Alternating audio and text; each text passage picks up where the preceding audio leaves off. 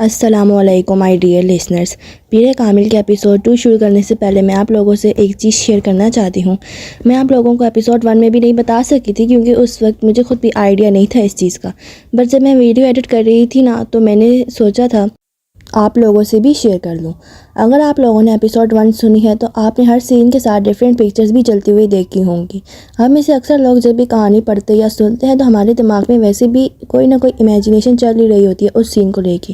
میرے مائنڈ میں بھی ہر سین کے حساب سے امیجنیشنز چلتی ہیں، تو میں نے سوچا کہ میں اپنی امیجنیشنز کو یوز کرتے ہوئے ہر سین کے حساب سے پکچرز لگاؤں. سو میں نے اپنی طرف سے چھوٹی سی کوشش کی. امید کرتی ہوں کہ آپ لوگوں کو بھی پکس دیکھ کے اچھا لگا ہوگا اور سین کچھ سمجھ بھی آیا ہوگا. اس بارے میں آپ کے سجیشنز کا ویٹ کر رہی ہوں کمنٹ سیکشن میں، تو آپ لوگ اپنی رائے کا اظہار ضرور کیجیے گا. اب ایپیسوڈ 2 کو شروع کرتے ہیں. اسجد دروازہ کھول کر اپنی ماں کے کمرے میں داخل ہوا. امی آپ سے ایک ضروری بات کرنی ہے. ہاں کہو، کیا بات ہے؟ اسجد صوفے پر بیٹھ گیا. آپ ہاشم انکل کی طرف نہیں گئیں؟ نہیں، کیوں، خاص بات ہے؟ ہاں، امامہ اس ویکنڈ پر آئی ہوئی ہے. اچھا، آج شام کو چلیں گے. تم گئے تھے وہاں؟ شکیلہ نے مسکراتے ہوئے کہا. ہاں میں گیا تھا. کیسی ہے وہ؟ اس بار تو خاصے عرصے کے بعد آئی ہے. شکیلہ کو یاد آیا. ہاں، 2 ماہ کے بعد. شکیلہ کو اسجد کچھ الجھا ہوا لگا. کوئی مسئلہ ہے؟ امی مجھے امامہ پچھلے کافی عرصے سے بہت بدلی لگ رہی ہے. اس نے گہرا سانس لیتے ہوئے کہا. بدلی کیا مطلب؟ مطلب تو میں شاید آپ کو نہیں سمجھا سکتا، بس اس کا رویہ میرے ساتھ کچھ عجیب سا ہے. اسجد نے کندھے اچکاتے ہوئے کہا. آج تو وہ ایک معمولی سی بات پر ناراض ہو گئی. پہلے جیسے کوئی بات ہی نہیں رہی اس میں. میں سمجھ نہیں پا رہا کہ اسے ہوا کیا ہے. تمہیں وہم ہو گیا ہوگا اسجد. اس کا رویہ کیوں بدلنے لگا؟ تم کچھ زیادہ ہی جذباتی ہو کر سوچ رہے ہو. شکیلہ نے اسے حیرانی سے دیکھا. نہیں امی، پہلے میں بھی یہی سمجھ رہا تھا کہ شاید مجھے وہم ہوگا، لیکن اب خاص طور پر آج مجھے اپنے یہ احساسات وہم نہیں لگے. وہ بہت اخرے سے انداز میں بات کرتی رہی مجھ سے. تمہارا کیا خیال ہے، اس کا رویہ کیوں بدل گیا؟ شکیلہ نے برش میز پر رکھتے ہوئے کہا. یہ تو مجھے نہیں پتا. تم نے پوچھا اس سے؟ ایک بار نہیں کئی بار. پھر ہر بار آپ کی طرح وہ بھی یہی کہتی ہے کہ مجھے غلط فہمی ہو گئی ہے. اس نے کندھے اچکاتے ہوئے کہا. کبھی کہتی ہے اسٹڈیز کی وجہ سے ایسا ہے، کبھی کہتی ہے اب وہ میچیور ہو گئی ہے اس لیے. یہ ایسی کوئی غلط بات تو نہیں ہے؟ ہو سکتا ہے واقعی یہ بات ہو. شکیلہ نے کچھ سوچتے ہوئے کہا. امی بات سنجیدگی کی نہیں ہے، مجھے لگتا ہے وہ مجھ سے کترانے لگی ہے. اسجد نے کہا. تم فضول باتیں کر رہے ہو اسجد. میں نہیں سمجھتی کہ ایسی کوئی بات ہوگی. ویسے بھی تم دونوں تو بچپن سے ایک دوسرے کو جانتے ہو، ایک دوسرے کی عادات سے واقف ہو. شکیلہ کو بیٹے کے خدشات بالکل بے معنی لگے. ظاہر ہے عمر کے ساتھ ساتھ کچھ تبدیلیاں آ ہی جاتی ہیں. اب بچے تو نہیں رہے ہو تم لوگ. تم معمولی باتوں پر پریشان ہونے کی عادت چھوڑ دو. انہوں نے بیٹے کو سمجھاتے ہوئے کہا. ویسے بھی ہاشم بھائی اگلے سال اس کی شادی کر دینا چاہتے ہیں. وہ کہہ رہے تھے کہ وہ بعد میں اپنی تعلیم مکمل کرتی رہے گی. کم از کم وہ تو اپنے فرض سے سبق دوش ہو جائیں. شکیلہ نے انکشاف کی. انکل نے ایسا کہا؟ اسجد کو چونکا. کئی بار کہا ہے. میرا خیال ہے وہ لوگ تو تیاریاں بھی کر رہے ہیں. اسجد نے ایک اطمینان بھرا سانس لیا. ہو سکتا ہے امامہ اسی وجہ سے قدرے پریشان ہو. ہاں ہو سکتا ہے. بہرحال یہی صحیح ہے، اگلے سال شادی ہو جانی چاہیے. اسجد نے کچھ مطمئن ہوتے ہوئے کہا. 16-17 سال کا ایک دبلا پتلا مگر لمبا لڑکا تھا. اس کے چہرے پر بلوغت کا وہ گہرا رواں نظر آ رہا تھا جسے ایک بار بھی شیو نہیں کیا گیا تھا، اور اس روئی نے اس کے چہرے کی معصومیت کو برقرار رکھا ہوا تھا. وہ اسپورٹ شرٹس اور ایک ڈھیلی ڈھالی شرٹ پہنے ہوئے تھا. اس کے پیروں میں کاٹن کی جرابیں اور جوگرز تھے. چنگم چباتے ہوئے اس کی آنکھوں میں ایک عجیب طرح کی بے چینی اور اضطراب تھا. وہ اس وقت ایک پرہجوم سڑک کے بیچوں بیچ ایک ہیوی ڈیوٹی موٹر سائیکل پر بیٹھا ہوا تیزی سے تقریباً اسے اڑائے لے جا رہا تھا. وہ کسی قسم کے ہیلمٹ کے بغیر تھا اور بہت ریش انداز میں موٹر سائیکل کو چلا رہا تھا. اس نے 2 دفعہ سگنل توڑا، 3 دفعہ خطرناک طریقے سے کچھ گاڑیوں کو اوورٹیک کیا، 4 دفعہ بائک چلاتے چلاتے اس کا اگلا پہیہ اٹھا دیا اور کتنی ہی دیر تک صرف ایک پہیے پر بائک چلاتا رہا. 2 دفعہ دائیں بائیں دیکھے بغیر اس نے برق رفتاری سے اپنی مرضی کا ٹرن لیا. 1 دفعہ وہ زگ زیگ انداز میں بائک چلانے لگا. 6 دفعہ اس نے پوری رفتار سے بائک چلاتے ہوئے اپنے دونوں پاؤں اٹھا دیے. پھر ایک دم اسی رفتار سے بائک چلاتے ہوئے اس نے 1 وے کی خلاف ورزی کرتے ہوئے اس لائن کو توڑا اور دوسری لائن میں زناٹے کے ساتھ گھس گیا. سامنے سے آتی ہوئی ٹریفک کی بریکیں ایک دم چڑچڑانے لگیں. اس نے فل سپیڈ پر بائک چلاتے ہوئے ایک دم ہینڈل پر سے اپنے ہاتھ ہٹا دیے. بائک پوری رفتار کے ساتھ سامنے سے آنے والی گاڑی کے ساتھ ٹکرائی. وہ ایک جھٹکے کے ساتھ ہوا میں بلند ہوا اور پھر کسی چیز پر گرا. اسے اندازہ نہیں ہوا، اس کا ذہن تاریک ہو چکا تھا. وہ دونوں لڑکے اسٹیج پر ایک دوسرے کے بالمقابل روسٹرم کے پیچھے کھڑے تھے، مگر ہال میں موجود اسٹوڈنٹس کی نظریں ہمیشہ کی طرح ان میں سے ایک پر مرکوز تھیں۔ وہ دونوں ہیڈ بوائے کے انتخاب کی کنونسنگ کر رہے تھے اور وہ پروگرام بھی اس کا ایک حصہ تھا۔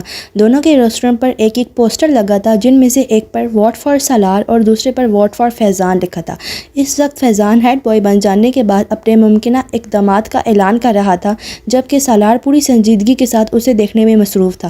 فیضان اسکول کا سب سے اچھا مقرر تھا اور اس وقت بھی وہ اپنے جوش خطابت کے کمال دکھانے میں مصروف تھا اور اسی برٹش لہجے میں بات کر رہا تھا جس کے لیے وہ مشہور تھا۔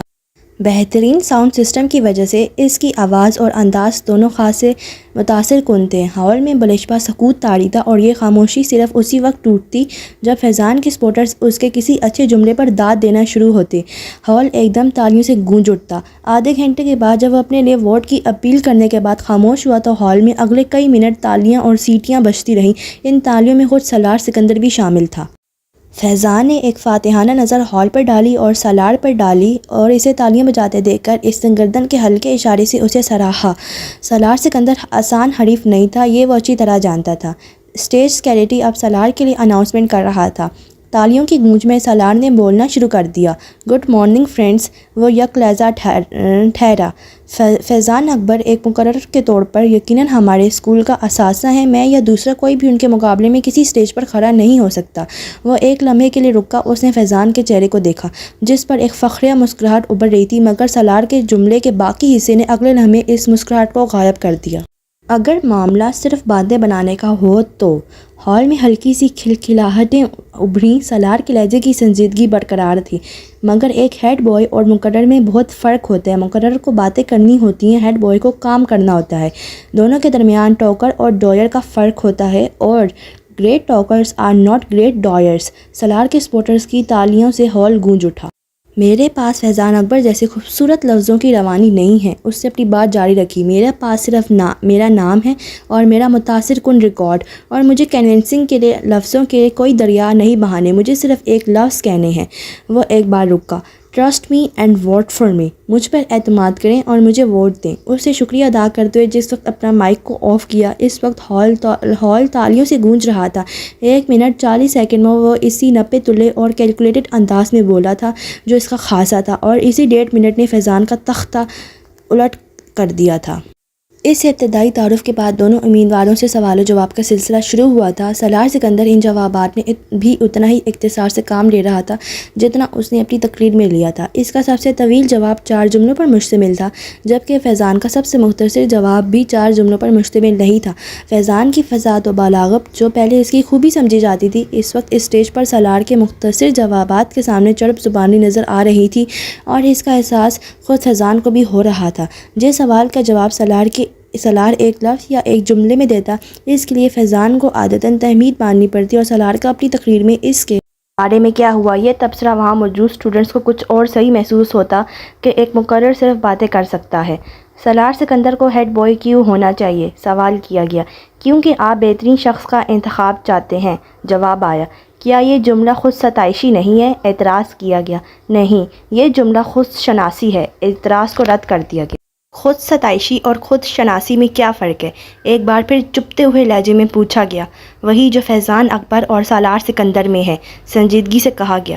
اگر آپ کو ہیڈ بوائے نہ بنایا تو آپ کو کیا فرق پڑے گا؟ فرق مجھے نہیں، آپ کو پڑے گا۔ کیسے؟ اگر بہترین آدمی کو ملک کا لیڈر نہ بنایا جائے تو فرق قوم کو پڑتا ہے، اس بہترین آدمی کو نہیں۔ آپ اپنے آپ کو پھر بہترین آدمی کہہ رہے ہیں۔ ایک بار پھر اعتراض کیا گیا۔ کیا اس ہال میں کوئی ایسا ہے جو خود کو برے آدمی کے ساتھ ایکویٹ کرے؟ ہو سکتا ہے ہو، پھر میں اسے ملنا چاہوں گا۔ ہال میں ہنسی کی آوازیں ابھریں۔ ہیڈ بوائے بننے کے بعد سالار سکندر جو تبدیلیاں لائے گا اس کے بارے میں بتائیں۔ تبدیلی بتائی نہیں جاتی، دکھائی جاتی ہے، اور یہ کام میں ہیڈ بوائے بننے سے پہلے نہیں کر سکتا۔ چند اور سوال کیے گئے، پھر اسٹیج سیکریٹری نے حاضرین میں سے ایک آخری سوال لیا۔ وہ ایک سری لنکن لڑکا تھا جو کچھ شرارتی انداز میں مسکراتے ہوئے کھڑا ہوا۔ اگر آپ میرے ایک سوال کا جواب دے دیں تو میں اور میرا پورا گروپ آپ کو ووٹ دے دے گا۔ سالار اس کی بات سن کر مسکرایا۔ جواب دینے سے پہلے میں جاننا چاہوں گا کہ آپ کے گروپ کے کتنے لوگ ہیں؟ اس نے پوچھا۔ 6، اس لڑکے نے کہا۔ سالار نے سر ہلایا۔ اوکے، سوال کریں۔ آپ کو کچھ حساب کتاب کرتے ہوئے مجھے بتانا ہے کہ اگر ہم 2 6 7 8 9 5 میں 9 5 2 852 کو جمع کریں، پھر اس میں سے 399999 کو تفریق کریں، پھر اس میں 929292 کو جمع کریں اور اسے وہ سری لنکن لڑکا ٹھہر ٹھہر کر ایک کاغذ پر لکھا ہوا ایک سوال پوچھ رہا تھا 6 کے ساتھ ضرب دیں، پھر اسے 2 کے ساتھ تقسیم کریں اور جواب میں 492359 کو جمع کر دیں تو کیا جواب آئے؟ وہ لڑکا اپنی بات مکمل نہ کر سکتا۔ 8142473 برق رفتاری کے ساتھ سالار نے جواب دیا۔ اس لڑکے نے کاغذ پر ایک نظر دوڑائی اور پھر کچھ بے یقینی سے سر ہلاتے ہوئے تالیاں بجانے لگے۔ فیضان اکبر کو اس وقت اپنا آپ ایک ایکٹر سے زیادہ نہیں لگا۔ پورا ہال اس لڑکے کے ساتھ تالیاں بجانے میں مصروف تھا۔ فیضان اکبر کو وہ پورا پروگرام ایک مذاق محسوس ہونے لگا۔ 1 گھنٹے کے بعد جب وہ سالار سکندر سے پہلے اس اسٹیج سے اتر رہا تھا تو وہ جانتا تھا کہ وہ مقابلے سے پہلے ہی مقابلہ ہار چکا تھا۔ 150 کے IQ لیول والے اس لڑکے سے اسے زندگی میں اس سے پہلے کبھی اتنا حسد محسوس نہیں ہوا۔ امامہ آپا آپ لاہور کب جائیں گی؟ وہ اپنے نوٹس کو دیکھتے ہوئے چونکی، سر اٹھا کر اس نے سعد کو دیکھا۔ وہ سائیکل کی رفتار کو بالکل آہستہ کیے اس کے گرد چکر لگا رہا تھا۔ کل؟ کیوں؟ تم کیوں پوچھ رہے ہو؟ امامہ نے اپنی فائل بند کرتے ہوئے کہا۔ جب آپ چلی جاتی ہیں تو میں آپ کو بہت مس کرتا ہوں، وہ بولا۔ کیوں؟ امامہ نے مسکراتے ہوئے پوچھا۔ کیونکہ آپ مجھے بہت اچھی لگتی ہیں اور آپ میرے لیے بہت سے کھلونے لاتی ہیں اور آپ مجھے سیر کرانے لے کر جاتی ہیں اور آپ میرے ساتھ کھیلتی ہیں، اس لیے، اس نے تفصیلی جواب دیا۔ آپ مجھے اپنے ساتھ لاہور نہیں لے جا سکتی؟ امامہ اندازہ نہ کر سکی یہ تجویز تھی یا سوال۔ میں کیسے لے جا سکتی ہوں؟ میں تو خود ہاسٹل میں رہتی ہوں، تم کیسے رہو گے وہاں؟ امامہ نے کہا۔ سعد سائیکل چلاتے ہوئے کچھ سوچنے لگا، پھر اس نے کہا، تو پھر آپ جلدی یہاں آیا کریں۔ اچھا، جلدی آیا کروں گی، امامہ نے مسکراتے ہوئے کہا۔ تم ایسا کیا کرو کہ مجھ سے فون پر بات کر لیا کرو، میں فون کیا کروں گی تمہیں۔ ہاں یہ ٹھیک ہے۔ سعد کو اس کی تجویز پسند آئی۔ سائیکل کی رفتار میں اضافہ کرتے ہوئے وہ لان کے لمبے لمبے چکر کاٹنے لگا۔ امامہ بے دہانی کی عالم میں اسے دیکھنے لگی۔ وہ اس کا بھائی نہیں تھا۔ 10 سالہ سعد 5 سال پہلے ان کے گھر آیا تھا۔ کہاں سے آیا تھا اس کے بارے میں وہ نہیں جانتی تھی کیونکہ اسے اس کے بارے میں اس وقت کوئی تجسس نہیں ہوا، مگر کیوں لایا گیا تھا یہ وہ اچھی طرح جانتی تھی۔ سعد اب 10 سال کا تھا اور وہ گھر میں بالکل گھل مل گیا تھا۔ امامہ سے وہ سب سے زیادہ مانوس تھا۔ امامہ کو اس پر اکثر ترس آتا۔ ترس کی وجہ اس کا لاوارث ہونا نہیں تھا، ترس کی وجہ اس کا مستقبل تھا۔ اس کے 2 چاچاؤں اور ایک تایا کے گھر بھی اس وقت اسی طرح کے گود لیے ہوئے بچے پل رہے تھے۔ وہ ان کے مستقبل پر بھی ترس کھانے پر مجبور تھی۔ فائل ہاتھ میں پکڑے سائیکل پر لان میں گھومتے سعد پر نظریں جمائے وہ کسی گہری سوچ میں ڈوبی ہوئی تھی۔ اسے دیکھتے ہوئے وہ اسی طرح کی بہت سی سوچوں میں الجھ جاتی تھی، مگر اس کے پاس کوئی حل نہیں تھا، وہ اس کے لیے کچھ نہیں کر سکتی تھی۔ وہ چاروں اس وقت لاہور کے ریڈ لائٹ ایریا میں موجود تھے۔ ان کی عمریں 18-19 سال کے لگ بھگ تھیں اور وہ اپنے حلیے سے چاروں اپر کلاس کے لگتے تھے، مگر وہاں پر نہ ان کی عمر کوئی نمایاں کر دینے والی چیز تھی، نہ ہی ان کی اپر کلاس سے تعلق رکھنے کی امتیازی خصوصیت، کیونکہ وہاں پر ان میں سے بھی کم عمر لڑکے آتے تھے اور اپر کلاس اس علاقے کے مستقل کسٹمرز میں شامل تھی۔ چاروں لڑکے ریڈ لائٹ ایریا کی ٹوٹی ہوئی گلیوں سے گزرتے جا رہے تھے۔ 3 لڑکے آپس میں باتیں کر رہے تھے جبکہ صرف چوتھا قدرے تجسس اور دلچسپی سے چاروں طرف دیکھ رہا تھا۔ یوں لگ رہا تھا جیسے وہ پہلی بار وہاں آیا تھا اور ان تینوں کے ساتھ تھوڑی دیر بعد ہونے والی اس کی گفتگو سے یہ ظاہر ہو گیا تھا کہ وہ واقعی وہاں پہلی بار ہی آیا تھا۔ گلی کے دونوں اطراف میں کھلے دروازوں میں بناؤ سنگھار کیے نیم اڑیاں کپڑے میں ملبوس ہر عمر اور ہر شکل کی عورت کھڑی تھی۔ سفید، سانولی، سیاہ، گندمی، بہت خوبصورت، درمیانی اور معمولی شکل و صورت والی۔ گلی میں ہر شکل اور عمر کا مرد گزر رہا تھا۔ وہ لڑکا وہاں سے گزرتے ہوئے ہر چیز پر غور کر رہا تھا۔ تم یہاں کتنی بار آئے ہو؟ چلتے چلتے اس لڑکے نے اچانک اپنے دائیں طرف چلنے والے لڑکے کو مخاطب کرتے ہوئے کہا۔ وہ لڑکا جواباً ہنسا۔ کتنی بار یہ تو پتہ نہیں، اب تو گنتی بھی بھول چکا ہوں، اکثر آتا ہوں یہاں پر، اس لڑکے نے قدرے فخر انداز میں کہا۔ ان عورتوں میں مجھے کوئی اٹریکشن محسوس نہیں ہو رہی، نتھنگ اسپیشل اباؤٹ دیم، اس نے کندھے اچکاتے ہوئے کہا۔ اگر کہیں رات ہی گزارنی ہو تو کم از کم انوائرمنٹ تو اچھا ہو، it's such a dirty filthy place, یہ تو بہت ہی گندی جگہ ہے، اس نے گلی میں موجود گھروں اور کوڑے کے ڈھیروں کو دیکھتے ہوئے کچھ ناگواری سے کہا۔ پھر گرل فرینڈس کے ہوتے ہوئے یہاں آنے کی کیا ضرورت ہے؟ اس نے اس بار اپنی بنوائی اچکاتے ہوئے کہا۔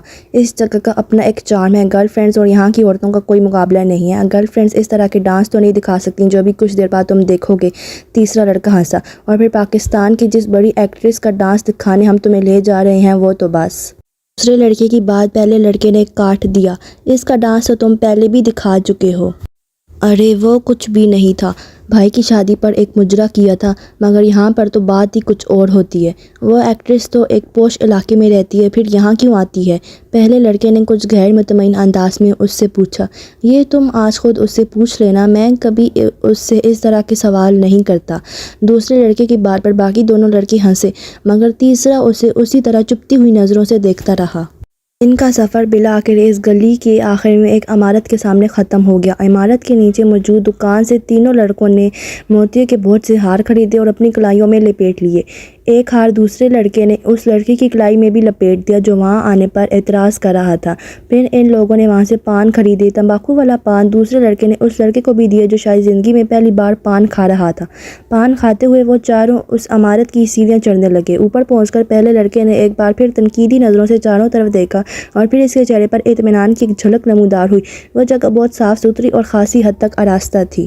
تکیے اور چادریاں بچھی ہوئی تھیں اور باریک پردے لہرا رہے تھے۔ کچھ لوگ پہلے ہی وہاں موجود تھے۔ رقص ابھی شروع نہیں ہوا تھا۔ ایک عورت لپکتی ہوئی ان کی طرف آئی۔ اس کے چہرے پر ایک خوبصورت مصنوعی مسکراہٹ سجی ہوئی تھی۔ اس نے دوسرے لڑکے کو مخاطب کیا۔ پہلے لڑکے نے غور سے اس عورت کو دیکھا۔ ادھیر عمر کی عورت، اپنے چہرے پر بے تحاشا میک اپ تھوپے اور بالوں میں موتیوں اور گلاب کے گجرے لٹکائے، شیفون کی ایک چنگھاڑتی ہوئی سرخ ساڑی میں ملبوس تھی جس کا بلاؤز اس کے جسم کو چھپانے میں ناکام ہو رہا تھا، مگر وہ جسم کو چھپانے کے لیے پہنا بھی نہیں گیا تھا۔ ان چاروں کو وہ ایک کونے میں لے گئی اور وہاں اس نے انہیں بٹھا دیا۔ پہلے لڑکے نے وہاں بیٹھتے ہی منہ میں موجود پان اس گلدان میں تھوک دیا جو ان کے قریب موجود تھا، کیونکہ پان منہ میں ہوتے ہوئے اس سے بات کرنا مشکل ہو رہا تھا۔ پان کا ذائقہ بھی اس کے لیے زیادہ خوشگوار نہیں تھا۔ تینوں لڑکے وہاں بیٹھے مدھم آواز میں باتیں کرنے لگے، جبکہ پہلا لڑکا اس ہال کے چاروں طرف موجود گاؤں تکیوں سے ٹیک لگائے ہوئے لوگوں کو دیکھتا رہا، جن میں سے کچھ اپنے سامنے شراب کی بوتلیں اور نوٹوں کی گڈیاں رکھے بیٹھے تھے۔ ان میں سے اکثر سفید لٹے کے کلف لگے کپڑوں میں ملبوس تھے۔ اس نے عید کے اجتماع کے علاوہ آج پہلی بار کسی اور جگہ پر سفید لباس پہننے والوں کا اتنا بڑا اجتماع دیکھا تھا۔ خود وہ اپنے ساتھیوں کی طرح سیاہ جینز اور اسی رنگ کے آدھے بازوں والی ٹی شرٹ میں ملبوس تھا۔ ان کی عمر کے کچھ اور لڑکے بھی وہاں انہی کی طرح جینز اور ٹی شرٹس میں ملبوس تھے۔ تھوڑی دیر بعد ایک اور عورت اسی طرح چیختے چگاڑتے رنگوں والے کپڑوں میں ملبوس وہاں آ کر ہال کے درمیان میں بیٹھ کر ایک غزل سنانے لگی۔ اس کے ساتھ کچھ ساز زاندے بھی تھے۔ دو غزلیں سنانے اور اپنے اوپر اچھالے جانے والے کچھ نوٹ اٹھا کر وہ خاصی خوش اور مطمئن واپس چلی گئی، اور اس کے جانے کے فوراً بعد ہی فلم انڈسٹری کی وہ ایکٹریس ہال میں داخل ہوئی اور ہال میں موجود ہر مرد کی نظر اس سے جیسے چپک کر رہ گئی۔ اس نے ہال میں باری باری چاروں طرف گھوم کر ہر ایک کو سر کے اشارے سے خوش آمدید کہا تھا۔ سازندوں کو اس بار کسی تکلیف کا سامنا نہیں کرنا پڑا تھا۔ کیسٹ پلیئر پر باری باری چند ہیجان انگیز گانے لگائے گئے تھے جن پر اس عورت نے اپنا رقص پیش کرنا شروع کیا تھا، اور کچھ دیر پہلے کی خاموشی ایک دم ختم ہو گئی تھی۔ چاروں طرف موجود مرد اس عورت کو داد و تحسین پیش کرنے کے ساتھ ساتھ شراب نوشی میں بھی مصروف تھے۔ ان میں سے کچھ جو زیادہ جوش میں آ رہے تھے وہ اٹھ کر اس ایکٹریس کے ساتھ ڈانس کرنے میں مصروف ہو جاتے۔ ہال میں واحد شخص جو اپنی جگہ پر کسی حرکت کے بغیر بے تاثر چہرے کے ساتھ بیٹھا تھا وہ وہی لڑکا تھا، مگر اس کے باوجود یہ اندازہ لگانا مشکل نہیں تھا کہ وہ اس ایکٹریس کے رقص سے خاصا محظوظ ہو رہا تھا۔ تقریباً 2 گھنٹے کے بعد جب اس ایکٹریس نے اپنا رقص ختم کیا تو وہاں موجود آدھے سے زیادہ مرد اتنے غفیل ہو چکے تھے۔ واپس گھر جانا ان کے لیے مسئلہ اس لیے نہیں تھا کیونکہ ان میں سے کوئی بھی گھر جانے کا ارادہ نہیں رکھتا تھا، وہ سب وہاں رات گزارنے آئے تھے۔ ان چاروں نے بھی رات وہیں گزاری۔ اگلے دن وہاں سے واپسی پر گاڑی میں اس دوسرے لڑکے نے جمائی لیتے ہوئے پہلے لڑکے سے پوچھا، جو اس وقت لاپرواہی سے گاڑی سے باہر دیکھنے میں مصروف تھا، کیسا رہا تجربہ؟ اچھا تھا، پہلے لڑکے نے کندھے اچکاتے ہوئے کہا۔ بس اچھا تھا اور کچھ نہیں؟ تم بھی بس؟ اس نے قدرے ناراضگی کے عالم میں بات ادھوری چھوڑ دی۔ کبھی کبھار جانے کے لیے جگہ اچھی ہے، اس کے علاوہ اور کیا کہہ سکتا ہوں، مگر سم تھنگ اسپیشل والی کوئی بات نہیں ہے۔ میری گرل فرینڈ اس لڑکی سے زیادہ بہتر ہے جس کے ساتھ میں نے رات گزاری ہے، اس لڑکے نے دو ٹوک انداز میں کہا۔ ڈائننگ ٹیبل پر ہاشم اور بین کی پوری فیملی موجود تھی۔ کھانا کھاتے ہوئے وہ سب آپس میں خوشگپیوں میں بھی مصروف تھے۔ موضوع گفتگو اس وقت امامہ تھی جو اس ویکینڈ پر بھی اسلام آباد موجود تھی۔ بابا، آپ نے یہ بات نوٹ کی کہ امامہ دن بدن سنجیدہ سے سنجیدہ ہوتی جا رہی ہے؟ وسیم نے قدرے چھیڑنے والے انداز میں امامہ کی طرف دیکھتے ہوئے کہا۔ ہاں، یہ تو میں بھی پچھلے کئی ماہ سے نوٹ کر رہا ہوں۔ ہاشم اور بی نے وسیم کی بات پر بیٹی کے چہرے کو غور سے دیکھتے ہوئے کہا۔ امامہ نے چاولوں کا چمچہ منہ میں رکھتے ہوئے وسیم کو گھورا۔ کیوں امامہ، کوئی مسئلہ ہے؟ بابا یہ بڑی فضول باتیں کرتے ہیں اور آپ بھی خواہ مخواہ اس کی باتوں میں آ رہے ہیں۔ میں اپنی اسٹڈیز کی وجہ سے مصروف اور سنجیدہ ہوں، اب ہر کوئی وسیم کی طرح نکما تو نہیں ہوتا۔ اس نے اپنے ساتھ بیٹھے ہوئے وسیم کے کندھے پر کچھ ناراضگی سے ہلکا سا ہاتھ مارتے ہوئے کہا، بابا آپ ذرا اندازہ کریں، میڈیکل کے شروع کے سالوں میں اس کا یہ حال ہے تو جب یہ ڈاکٹر بن جائے گی تب اس کا کیا حال ہوگا؟ وسیم نے امامہ کی تنبیہ کی پرواہ نہ کرتے ہوئے اس کا مذاق اڑایا۔ سالوں گزر جایا کریں گے، مس امامہ ہاشم کو مسکراتے ہوئے۔ ڈائننگ ٹیبل پر موجود لوگوں کے چہروں پر مسکراہٹ دوڑ گئی۔ ان دونوں کے درمیان نوک جھونک ہمیشہ ہی رہتی تھی۔ بہت کم مواقع ہوتے تھے جب وہ دونوں اکٹھے ہوں اور ان کے درمیان آپس میں جھگڑا نہ ہو۔ مستقل بنیادوں پر ہوتے رہنے والے ان جھگڑوں کے باوجود امامہ کی سب سے زیادہ دوستی بھی وسیم کے ساتھ تھی۔ اس کی وجہ شاید ان کے اوپر تلے کی پیدائش بھی تھی۔ آپ تصور کریں، اس بار امامہ نے اسے اپنی بات مکمل کرنے نہیں دی۔ اس نے اس کے کندھے پر پوری قوت سے مکہ مارا۔ وسیم پر کچھ زیادہ اثر نہیں ہوا۔ ہمارے گھر میں ایک ڈاکٹر کے ہاتھ میں شفا کے سوا اور کیا کیا ہو سکتا ہے؟ آپ اس کا مظاہرہ دیکھ رہے ہیں۔ اس سے آپ یہ بھی اندازہ لگا سکتے ہیں کہ آج کل کے ڈاکٹرز وارڈز میں مریضوں کے ساتھ کیا سلوک کرتے ہوں گے۔ ملک میں بڑھتی شرح اموات کی ایک وجہ۔ بابا اس کو منع کریں، امامہ نے بالآخر ہتھیار ڈالتے ہوئے ہاشم مبین سے کہا۔ وسیم، ہاشم مبین نے اپنی مسکراہٹ ضبط کرتے ہوئے وسیم کو جھڑکا۔ وہ بڑی سعادت مندی سے فوراً خاموش ہو گیا۔ اس نے پورے لفافے کو گرائنڈر میں خالی کر دیا اور پھر اسے بند کر کے چلا دیا۔ خانسامہ اسی وقت اندر آیا۔ چھوٹے صاحب لائیں، میں آپ کی مدد کروں۔ وہ اس کی طرف بڑھا مگر اس نے ہاتھ کے اشارے سے اسے روک دیا۔ نہیں، میں خود کر لیتا ہوں، تم مجھے دودھ کا ایک گلاس لا دو، اس نے گرائنڈر آف کرتے ہوئے کہا۔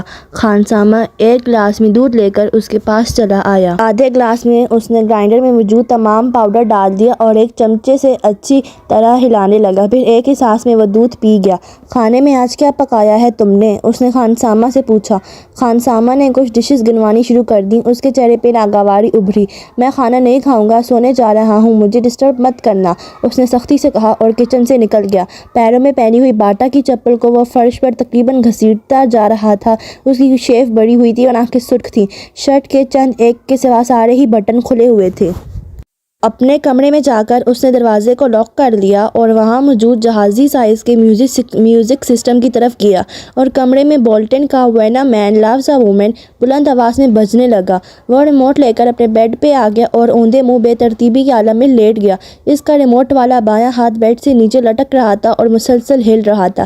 اس کے دونوں پاؤں بھی میوزک کے ساتھ گردش میں تھے۔ کمرے میں بیڈ اور اس کے اپنے حولیے کے علاوہ ہر چیز اپنی جگہ پر تھی۔ کہیں بھی کچھ بھی بے ترتیب نہیں تھا، کہیں پر گرد کا ایک ذرہ بھی نظر نہیں آ رہا تھا۔ میوزک سسٹم کے پاس موجود دیواری شیلف میں تمام آڈیو اور ویڈیو کیسٹس بڑے اچھے طریقے سے لگی ہوئی تھیں۔ ایک دوسری دیوار میں موجود ریکس پر کتابوں کی بڑی تعداد موجود تھی۔ کونے میں پڑی ہوئی کمپیوٹر ٹیبل سے عیاں تھا کہ اسے استعمال کرنے والا بہت آرگنائزڈ ہے۔ کمرے کی مختلف دیواروں پر ہالی ووڈ کی ایکٹریسز اور وہاں کے بینڈز کے پوسٹرز لگے تھے۔ باتھ روم کے دروازے اور کمرے کی کھڑکیوں کے شیشوں کو پلے بوائے میگزین سے کاٹی گئی کچھ ماڈلز کی نیوڈ تصویروں سے سجایا گیا تھا۔ کمرے میں پہلی بار داخل ہونے والا دروازہ کھولتے ہی بہت بری طرح چونکتا، کیونکہ بالکل سامنے کھڑکیوں کے شیشوں پر موجود وہ تصویریں چند لمحوں کے لیے دیکھنے والوں کو تصویریں نہیں بلکہ اصل لڑکیاں نظر آتی تھیں۔ ان تصویروں کو وہاں لگاتے ہوئے ترتیب کا خاص خیال رکھا گیا تھا۔ میوزک سسٹم جس دیوار کے ساتھ موجود تھا، اسی دیوار کے کونے میں دیوار پر ایک الیکٹرانک گٹار لٹکایا گیا تھا اور اسی کونے میں ایک کی بورڈ بھی سٹینڈ پر رکھا ہوا تھا۔ دیوار پر گٹار سے کچھ فاصلے پر پکولو، فلوٹ اور اوبوئی بھی لٹکائے گئے تھے۔ اسی کمرے کے مکین کو یقیناً میوزک سے گہری دلچسپی تھی۔ بیڈ کے بالکل سامنے والی دیوار میں موجود کیبنٹ میں ٹی وی موجود تھا اور اسی کیبنٹ کے مختلف خانوں میں مختلف ٹرافیز اور شیلڈز پڑی ہوئی تھیں۔ کمرے کا چوتھا کونا بھی خالی نہیں تھا۔ وہاں دیوار پر مختلف ریکٹس لٹکے ہوئے تھے۔ ان میں سے ایک ٹینس کا تھا اور دو اسکواش کے۔ ان ریکٹس کو دیوار پر لٹکانے سے پہلے نیچے پوسٹرز لگائے گئے تھے اور پھر ریکٹس اس طرح لٹکائے گئے تھے کہ یوں لگتا تھا وہ ریکٹس ان کھلاڑیوں نے پکڑے ہوئے ہیں۔ ٹینس کے ریکٹ کے نیچے گبریلا سباٹینی کا پوسٹر تھا، جبکہ اسکواش کے ایک ریکٹ کے نیچے جہانگیر خان کا پوسٹر تھا، جبکہ دوسرے ریکٹ کے نیچے روٹنی مارٹن کا۔ کمرے میں واحد جگہ جہاں بے ترتیبی تھی وہ ڈبل بیڈ تھا جس پر وہ لیٹا ہوا تھا۔ سلک کی بیڈ شیٹ بری طرح سلوٹ زدہ تھی۔ اس پر ادھر ادھر چند پورنوگرافی کے غیر ملکی میگزین پڑے تھے جن میں پلے بوائے نمایاں تھا۔ بیڈ پر ایک پیپر کٹر اور کاغذ کی کچھ چھوٹی چھوٹی قطرنیں بھی پڑی ہوئی تھیں۔ یقیناً کچھ دیر پہلے وہ ان سے میگزینز سے تصویریں کاٹ رہا تھا۔ چنگمز کے کچھ ریپرز بھی تڑے مڑے بیڈ پر ہی پڑے ہوئے تھے۔ ڈن ہل کا ایک پیکٹ اور لائٹر بھی ایش ٹرے کے ساتھ ہی بیڈ پر پڑا تھا، جبکہ سلکی سفید چمکدار بیڈ شیٹ پر کئی جگہ ایسے نشان تھے جیسے وہاں پر سگریٹ کی راکھ بھی تھی۔ کافی کا ایک خالی مگ بھی بیڈ پر پڑا ہوا تھا اور اس کے پاس ایک ٹائی اور رسٹ واچ بھی تھی۔ ان سب چیزوں سے کچھ فاصلے پر سرحان نے ایک موبائل پڑا تھا جس پر ایک دم کوئی کال آنے لگی۔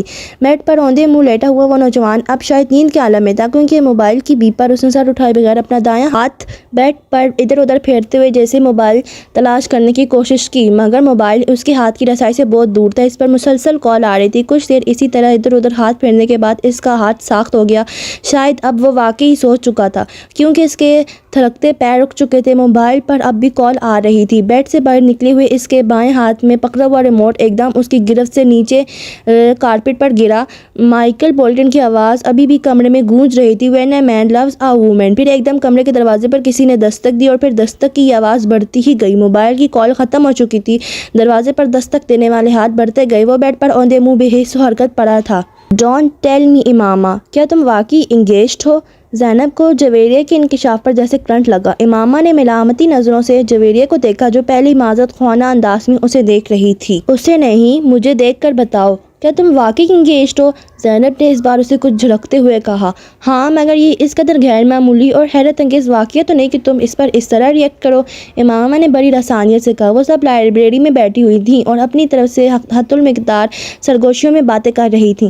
"مگر تمہیں ہمیں بتانا تو چاہیے تھا، آخر راز میں رکھنے کی کیا ضرورت تھی؟" اس بار رابعہ نے کہا۔ "راز میں تو نہیں رکھا، بس یہ کوئی اتنا اہم واقعہ نہیں تھا کہ تمہیں بتاتی، اور پھر تم لوگوں سے میری دوستی تو اب ہوئی ہے، جبکہ اس منگنی کو تو کئی سال گزر چکے ہیں"۔ امامہ نے وضاحت کرتے ہوئے کہا۔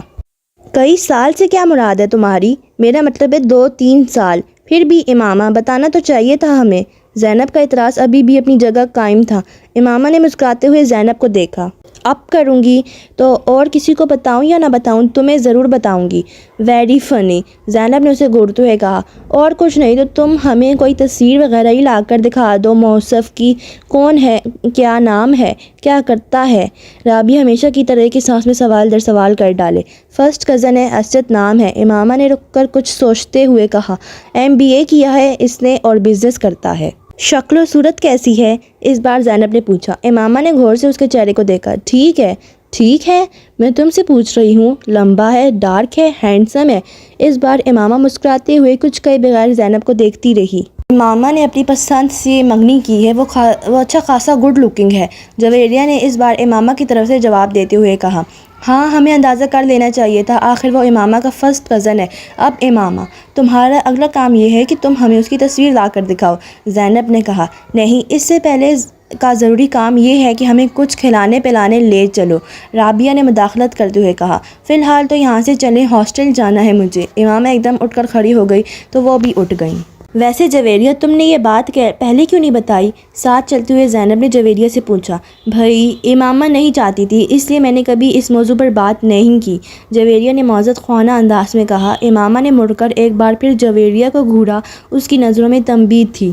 "امامہ کیوں نہیں چاہتی تھی؟ میری منگنی ہوئی ہوتی تو میں تو شور مچاتی ہر جگہ، وہ بھی اس صورت میں جب یہ میری اپنی مرضی سے ہوتی"۔ زینب نے بلند آواز میں کہا۔ امامہ نے اس بار کسی رد عمل کا اظہار نہیں کیا۔ "آپ کا بیٹا آبادی کے اس 25% حصے میں شامل ہے جو 150 سے زیادہ کا IQ لیول رکھتے ہیں۔ اس IQ لیول کے ساتھ جو کچھ وہ کر رہا ہے وہ غیر معمولی صحیح مگر غیر متوقع نہیں ہے"۔ اس غیر ملکی اسکول میں سالار کو جاتے ہوئے ابھی صرف ایک ہفتہ ہوا تھا جب سکندر عثمان اور ان کی بیوی کو وہاں بلایا گیا تھا۔ اسکول کے سائیکالوجسٹ نے انہیں سالار سکندر کے مختلف IQ ٹیسٹ کے بارے میں بتایا تھا، جس میں اس کی پرفارمنس نے اس کے ٹیچرز اور سائیکالوجسٹ کو حیران کر دیا تھا۔ اسکول میں وہ 150 کا IQ لیول والا پہلا اور واحد بچہ تھا اور چند ہی دنوں میں وہ وہاں سب کی توجہ کا مرکز بن چکا تھا۔ سکندر عثمان اور ان کی بیوی سے ملاقات کر کے سائیکالوجسٹ کو اس کے بچپن کے بارے میں کچھ اور خوش لگانے کا موقع ملا۔ وہ کافی دلچسپی سے سالار کے کیس کو اسٹڈی کر رہے تھے۔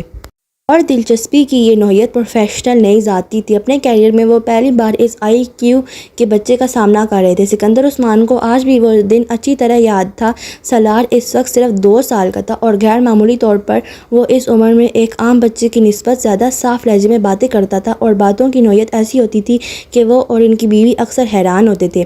ایک دن جب وہ اپنے بھائی سے فون پر بات کرنے کے لیے فون کر رہے تھے تو سالار ان کے پاس کھڑا تھا۔ وہ اس وقت TV لاؤنج میں بیٹھے تھے اور فون پر باتیں کرنے کے ساتھ ساتھ TV وی بھی دیکھ رہے تھے۔ کچھ دیر بعد انہوں نے فون رکھ دیا۔ ریسیور رکھنے کے فوراً بعد انہوں نے سالار کو فون کا ریسیور اٹھاتے ہوئے دیکھا۔ ہیلو انکل، میں سالار ہوں، وہ کہہ رہا تھا۔ انہوں نے چونک کر اسے دیکھا۔ وہ اطمینان سے ریسیور کان سے لگائے کسی سے باتوں میں مصروف تھا۔ میں ٹھیک ہوں، آپ کیسے ہیں؟ سکندر نے حیرت سے اسے دیکھا۔ پہلے ان کے ذہن میں یہی آیا کہ وہ جھوٹ موٹ فون پر باتیں کر رہا ہے۔ پاپا میرے پاس بیٹھے ٹی وی دیکھ رہے ہیں۔ نہیں، انہوں نے نہیں کیا، میں نے خود کیا ہے۔ وہ اس کے اگلے جملے پر چونکے۔ سالار، کس سے باتیں کر رہے ہو؟ سکندر نے پوچھا۔ انکل شاہ نواز سے، سالار نے سکندر کو جواب دیا۔ انہوں نے ہاتھ بڑھا کر ریسیور اس سے لے لیا۔ ان کا خیال تھا کہ اس نے غلطی سے کوئی نمبر ملا لیا ہوگا یا پھر لاسٹ نمبر کو ری ڈائل کر دیا ہوگا۔ انہوں نے کان سے ریسیور لگایا۔ دوسری طرف ان کے بھائی تھے۔ یہ سالار نے نمبر ڈائل کیا ہے، انہوں نے معذرت کرتے ہوئے اپنے بھائی سے کہا۔ سالار نے کیسے ڈائل کیا؟ وہ تو بہت چھوٹا ہے، ان کے بھائی نے دوسری طرف کچھ حیرانی سے پوچھا۔ میرا خیال ہے اس نے آپ کا نمبر ری ڈائل کر دیا، اتفاق سے ہاتھ لگ گیا ہوگا۔ ہاتھ مار رہا تھا سیٹ پر۔ انہوں نے فون بند کر دیا اور ریسیور نیچے رکھ دیا۔ سالار جو خاموشی کے ساتھ ان کی گفتگو سننے میں مصروف تھا، ریسیور نیچے رکھتے ہی اس نے ایک بار پھر ریسیور اٹھا لیے۔ اس بار سکندر عثمان اسے دیکھنے لگے۔ وہ بالکل کسی میچیور آدمی کی طرح ایک بار پھر شاہ نواز کا نمبر ڈائل کر رہا تھا اور بڑی روانی کے ساتھ وہ ایک لمحے کے لیے دم بخود رہ گئے۔ 2 سال کے بچے سے انہیں یہ توقع نہیں تھی۔ انہوں نے ہاتھ بڑھا کر کریڈل دبا دیا۔ سالار، تمہیں شاہ نواز کا نمبر معلوم ہے؟ انہوں نے حیرانی کے اس جھٹکے سے سنبھلتے ہوئے کہا۔ ہاں، بڑے اطمینان سے جواب دیا گیا۔ کیا نمبر ہے؟ اس نے بھی روانی کے ساتھ وہ نمبر دوہرا دیا۔ وہ اس کا چہرہ دیکھنے لگے۔ انہیں اندازہ نہیں تھا کہ وہ گنتی کے اعداد سے واقف ہوگا اور پھر وہ نمبر۔ تمہیں یہ نمبر کس نے سکھایا؟ میں نے خود سیکھا ہے۔ کیسے؟ ابھی آپ نے ملایا تھا، سالار نے ان کو دیکھتے ہوئے کہا۔ تمہیں گنتی آتی ہے؟ ہاں۔ کہاں تک؟ 100 تک۔ سناؤ۔ وہ مشین کی طرح شروع ہو گیا۔ ایک ہی سانس میں اس نے 100 تک گنتی سنا دی۔ سکندر عثمان کے پیٹ میں بل پڑنے لگے۔ اچھا، میں ایک اور نمبر ڈائل کرتا ہوں، میرے بعد تم اسے ڈائل کرنا، انہوں نے ریسیور اس سے لیتے ہوئے کہا۔ اچھا۔ سالار کو یہ سب ایک دم دلچسپ کھیل کی طرح لگا۔ سکندر عثمان نے ایک نمبر ملایا اور پھر فون بند کر دیا۔ سالار نے فوراً ریسیور ان سے پکڑ کر انہی کی روانی کے ساتھ وہ نمبر ملایا۔ سکندر عثمان کا سر گھومنے لگا۔ وہ واقعی وہی نمبر تھا جو انہوں نے ملایا تھا۔ انہوں نے ایک کے بعد دیگرے کئی نمبر ملائے اور پھر سالار سے وہی نمبر ملانے کے لیے کہا۔ وہ کوئی غلطی کیے بغیر وہی نمبر ملاتا رہا۔ وہ یقیناً فوٹوگرافک میموری رکھتا تھا۔ انہوں نے اپنی بیوی کو بلایا۔ میں نے اسے گنتی نہیں سکھائی، میں نے تو بس کچھ دن پہلے سے چند کتابیں لا کر دی تھیں اور کل ایک بار ایسے ہی اس کے سامنے 100 تک گنتی پڑی تھی۔ انہوں نے سکندر عثمان کے کہنے پر استفسار کیا۔ سکندر عثمان نے سالار کو ایک بار پھر گنتی سنانے کے لیے کہا۔ وہ سناتا گیا۔ ان کی بیوی ہکا بکا اسے دیکھتی رہی۔ دونوں میاں بیوی کو یہ اندازہ ہو گیا تھا کہ ان کا بچہ ذہنی اعتبار سے غیر معمولی صلاحیتیں رکھتا ہے اور یہی وجہ تھی کہ ان دونوں نے اپنے باقی بچوں کی نسبت اسے جلد ہی اسکول میں داخل کروا دیا تھا اور اسکول میں بھی وہ اپنی غیر معمولی صلاحیتوں کی وجہ سے بہت جلد ہی دوسروں کی نظروں میں آ گیا تھا۔ اس بچے کو آپ کی خاص توجہ کی ضرورت ہے۔ عام بچوں کی نسبت ایسے بچے زیادہ حساس ہوتے ہیں۔ اگر آپ اس کی اچھی تربیت کرنے میں کامیاب ہو گئے تو یہ بچہ آپ کے اور آپ کے خاندان کے لیے ایک سرمایہ ہوگا، نہ صرف خاندان کے لیے بلکہ آپ کے ملک کے لیے بھی۔ سکندر عثمان اور ان کی بیوی اس غیر ملکی سائیکالوجسٹ کی باتیں بڑے فخر انداز میں سنتے رہے۔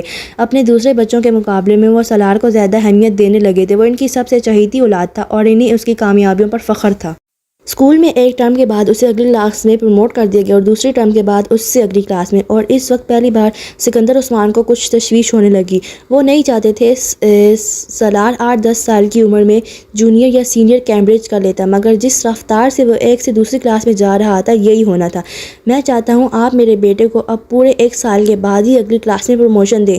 میں نہیں چاہتا وہ اتنی جلدی اتنے اب نارمل طریقے سے اپنا ایکڈیمک کیریئر ختم کر لے۔ آپ اس کے سبجیکٹس اور ایکٹیویٹیز بڑھا دیں مگر اسے نارمل طریقے سے ہی پروموٹ کریں۔ اصرار پر سالار کو دوبارہ 1 سال کے اندر ڈبل یا ٹرپل پروموشن نہیں دیا گیا۔ اس کے ٹیلنٹ کو سپورٹس اور دوسری چیزوں کے ذریعے چیلنجائز کیا جانے لگا۔ شطرنج، ٹینس، گولف اور میوزک، وہ 4 شعبے تھے جن میں اسے سب سے زیادہ دلچسپی تھی، مگر اس کا یہ مطلب نہیں تھا کہ وہ خود کو صرف ان 4 چیزوں تک ہی محدود رکھتا۔ وہ اسکول میں ہونے والے تقریباً ہر گیم میں شریک ہوتا تھا۔ اگر کسی میں شریک نہیں ہوتا تھا تو اس کی وجہ صرف یہ ہوتی تھی کہ وہ گیم یا سپورٹس اسے زیادہ چیلنجنگ نہیں لگتا تھا۔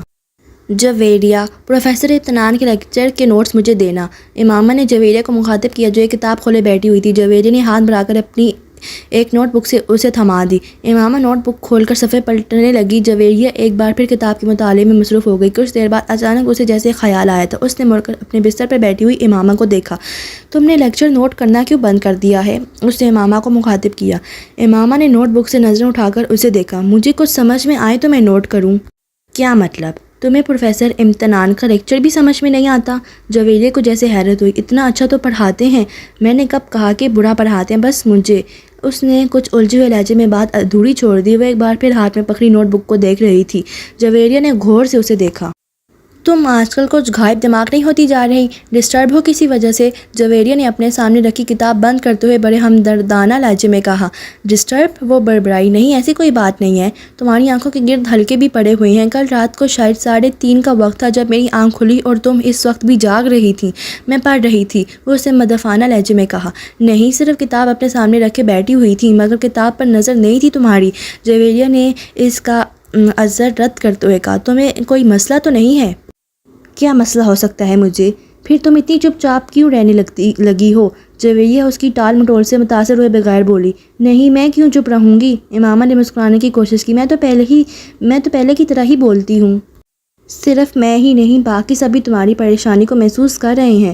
جویریہ سنجیدگی سے بولی۔ کوئی بات نہیں ہے، صرف اسٹڈیز کی ٹینشن ہے مجھے۔ میں یقین نہیں کر سکتی، ہم بھی تمہارے ساتھ ہیں، تمہیں ہم سے زیادہ ٹینشن تو نہیں ہو سکتی۔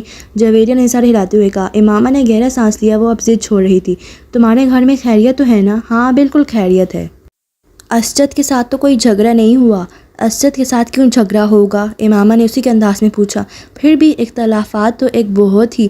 جویریہ کی بات اس نے درمیان میں ہی کاٹ دی۔ جب کہہ رہی ہوں کہ کوئی مسئلہ نہیں ہے تو تمہیں یقین کیوں نہیں آ رہا؟ اتنے سالوں سے کون سی بات ہے جو میں نے تم سے شیئر نہیں کی یا جو تمہیں پتہ نہیں ہے؟ پھر بھی تم اس طرح مجھے مجرم سمجھ کر تفتیش کیوں کر رہی ہو؟ وہ اب خفا ہو رہی تھی۔ جویریہ گھبرا گئی۔ یقین کیوں نہیں کروں گی؟ میں صرف اس لیے اصرار کر رہی تھی کہ شاید تم مجھے اس لیے اپنا مسئلہ نہیں بتا رہی کہ میں پریشان نہ ہوں، اور تو کوئی بات نہیں۔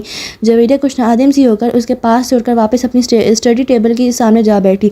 اس نے ایک بار پھر وہ کتاب کھولی جسے وہ پہلے پڑھ رہی تھی۔ کافی دیر تک کتاب پڑھتے رہنے کے بعد اسے ایک جمائلی اور گردن موڑ کر لاشعوری طور پر امامہ کو دیکھا۔ وہ دیوار سے ٹیک لگائی اس کی نوٹ بک کھولے بیٹھی تھی، مگر اس کی نظریں نوٹ بک پر نہیں تھیں، وہ سامنے والی دیوار پر نظریں جمائے بیٹھی تھی۔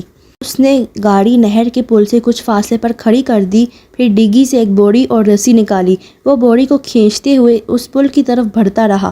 پاس سے گزرنے والے کچھ راہگیروں نے اسے دیکھا، مگر وہ رکا نہیں۔ اوپر پہنچ کر اس نے اپنی شرٹ اتار کر نہر میں پھینک دی۔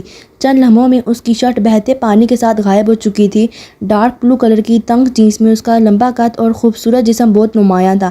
اس وقت اس شخص کی آنکھوں میں کوئی ایسا تاثر تھا جسے پڑھنا دوسرے کسی بھی شخص کے لیے ناممکن تھا۔ اس کی عمر 19-20 سال ہوگی، مگر اس کے قد و قامت اور حلیے نے اس کی عمر کو جیسے بڑھا دیا تھا۔ اس نے رسی پل سے نیچے نہر میں لٹکانی شروع کر دی۔ جب رسی کا سرا پانی میں غائب ہو گیا تو اس نے رسی کا دوسرا سرا بوری کے منہ پر لپیٹ کر سختی سے گرے لگانی شروع کر دی، اور اس وقت تک لگاتا رہا جب تک کوئل ختم نہیں ہو گیا۔ پھر پانی میں پڑا سرا واپس کھینچ کر اس نے اندازے سے 3 فٹ کے قریب رسی چھوڑی، اور اپنے دونوں پیر ساتھ جوڑتے ہوئے اس نے پیروں کے گرد رسی کو بہت مضبوطی کے ساتھ 2-3 بل دیے اور گرا لگا دی۔ اب اس 3 فٹ کے ٹکڑے کے سرے پر بڑی مہارت کے ساتھ اس نے 2 پھندے بنائے، پھر اچک کر پل کی مینڈیر پر بیٹھ گیا۔ اپنا دایاں ہاتھ کمر کے پیچھے لے جاتے ہوئے اس نے بائیں ہاتھ کے ساتھ پہلے پھندے میں سے دایاں ہاتھ گزارا، اور پھر بائیں ہاتھ کے ساتھ اس نے وہ پھندا کھینچ کر کس دیا۔ اس کے بعد اس نے کمر کے پیچھے دایاں ہاتھ کے دوسرے پھندے میں سے بایاں ہاتھ گزارا اور دایاں ہاتھ سے اسے کس دیا۔ اس کے چہرے پر اطمینان بھری مسکراہٹ نمودار ہوئی۔ ایک گہرا سانس لیتے ہوئے اس نے پشت کے بل خود کو مینڈیر سے نیچے گرا دیا۔ ایک جھٹکے کے ساتھ اس کا سر پانی سے ٹکرایا اور کمر تک کا حصہ پانی میں ڈوب گیا۔ پھر رسی ختم ہو گئی۔ اب وہ اسی طرح لٹکا ہوا تھا کہ اس کے بازو پشت پر بندھے ہوئے تھے اور کمر تک کا دھڑ پانی کے اندر تھا۔ بوری میں موجود وزن یقیناً اس کے وزن سے زیادہ تھا، یہی وجہ تھی کہ بوری اس کے ساتھ نیچے آئی۔ وہ اسی طرح لٹک گیا۔ اس نے اپنا سانس روکا ہوا تھا۔ پانی کے اندر اپنا سر جاتے ہی اس نے آنکھیں کھولی رکھنے کی کوشش کی، مگر ناکام رہا۔ پانی گدلا تھا اور اس میں موجود مٹی اس کی آنکھوں میں چبھنے لگی۔ اس نے آنکھیں بند کر لی، اس کے پھیپھڑے اب جیسے پھٹنے لگے۔ اس نے ایک دم سانس لینے کی کوشش کی اور پانی منہ اور ناک سے اس کے جسم کے اندر داخل ہونے لگا۔ وہ اب بری طرح پھڑپڑا رہا تھا، مگر نہ وہ اپنے بازوؤں کو استعمال کر کے خود کو سطح پر لا سکتا تھا اور نہ ہی اپنے جسم کو اٹھا سکتا تھا۔ اس کے جسم کی پھڑپڑاہٹ آہستہ آہستہ دم توڑ رہی تھی۔ چند لوگوں نے اسے پل سے نیچے گرتے دیکھا اور چیختے ہوئے اس طرف بھاگے۔ رسی ابھی تک ہل رہی تھی۔ ان لوگوں کی سمجھ میں نہیں آ رہا تھا کہ وہ کیا کریں۔ پانی کے نیچے ہونے والی حرکت اب دم توڑ گئی تھی۔ اس کی ٹانگیں اب بالکل بے جان نظر آ رہی تھیں۔ پل پر کھڑے لوگ خوف کے عالم میں اس بے جان وجود کو دیکھ رہے تھے۔ پل پر موجود ہجوم بڑھ رہا تھا۔ نیچے پانی میں موجود وہ وجود ابھی بھی ساخت تھا، صرف پانی اسے حرکت دے رہا تھا، کسی پینڈولم کی طرح، آگے پیچھے آگے پیچھے آگے پیچھے۔